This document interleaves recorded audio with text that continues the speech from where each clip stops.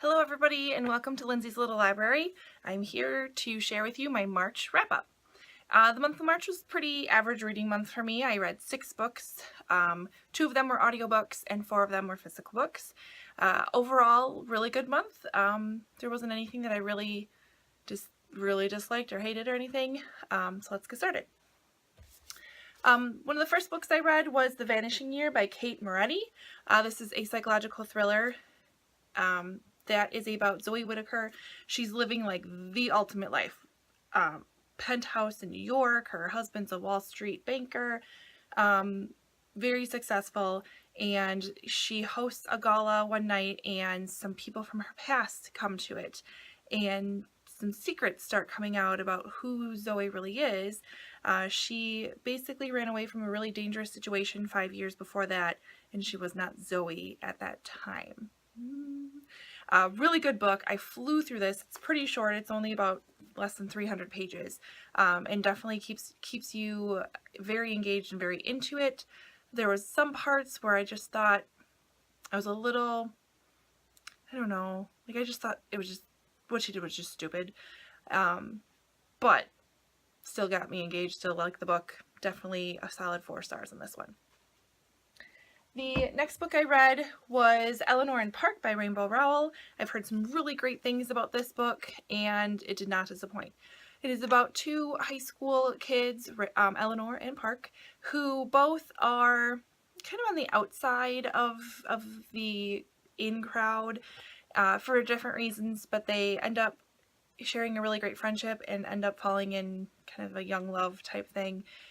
They both come from very polar opposite family and experience kind of each other's life, and it's a really, really sweet book. Went really, really fast, and I truly enjoyed it. This is my second Rainbow Rowell book, and I love it. I'm gonna have to pick up more. The next book, and this was a book I listened to even though I own it, is Second Glance by Jodi Picoult. Again, Jodi's one of my favorite authors, and she did not disappoint in this one either. This is about a town in Comstock, Vermont, that they're developing a strip mall on some ancient burial ground for the local Abenaki Indians. And some very strange, supernatural type things are happening, and so they call in Ross, who is a ghost hunter who's never actually seen a ghost. He got into ghost hunting shortly after his fiancée was killed in a car accident, kind of hoping that he could reconnect with her or find her on the other side somehow. And so he's called in to kind of figure out what's going on.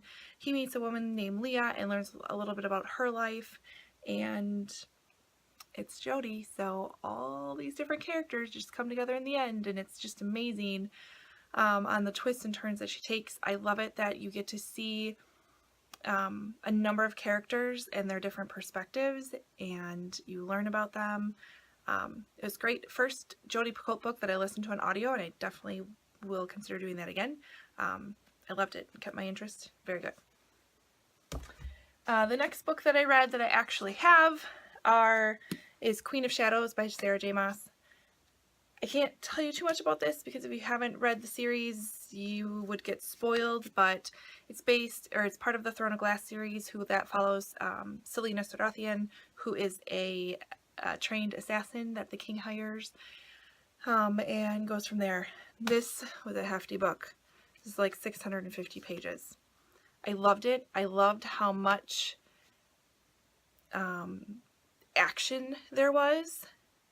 It just got a little long, and I don't know if I was just kind of fatigued by being in that world. It's not like I wasn't into what was happening. I was very into what was happening, and it kept me interested. It just got a little long for me, but I definitely plan on continuing this series. That's no doubt that's going to happen. It's a great series. So Queen of Shadows, glad I picked it up. Big book off of my bookshelf, made a lot of room. It's kind of cool. So awesome book. The last 2 I do not have physical copies of anymore. The first one I borrowed from my local library. It was Behind Her Eyes by Sarah Pinborough.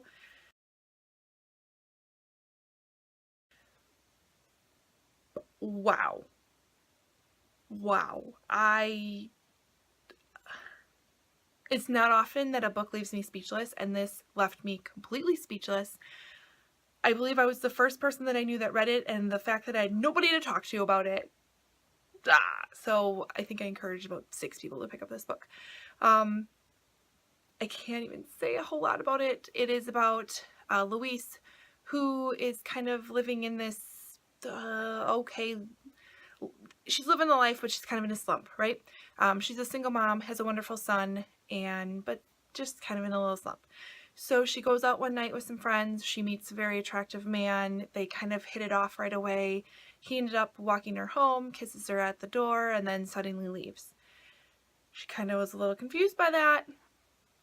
Wasn't sure what to think about it. Goes to work the next day, and it turns out that this wonderful, handsome man is her new boss. Yeah. And they continue to have a connection, and it continues to kind of turn into something, and they end up having an affair. And then she ends up running into Adele, who is her wonderful, beautiful boss's wife, and they develop this friendship. So it's very just wow. And it will take you places you never thought possible. Solid 5 stars. Never, ever, ever saw the ending coming. It was amazing. You have to pick up this book. It's wow. I will be purchasing it because I feel like I need to have it. It's that good. And then the last book that I completed in the month of March was Hidden Figures by Margaret Lee Shetterly.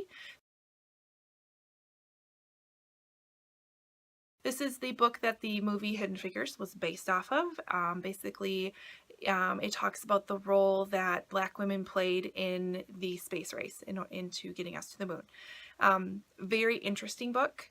I love to learn that piece of history, but it was a little boring. I listened to this on audiobook, and I found my mind wandering a number of times. It is 3 stars. Like I said, interesting story. I'm glad that I listened to it, and I intended to finish it and never thought of not finishing it, but it did get a little dry. Maybe that's the best word for it. So I'm looking forward to seeing the book and seeing the movie, seeing how that compares to the book. So that's pretty exciting. All in all, 6 books is pretty good for me for the month of March.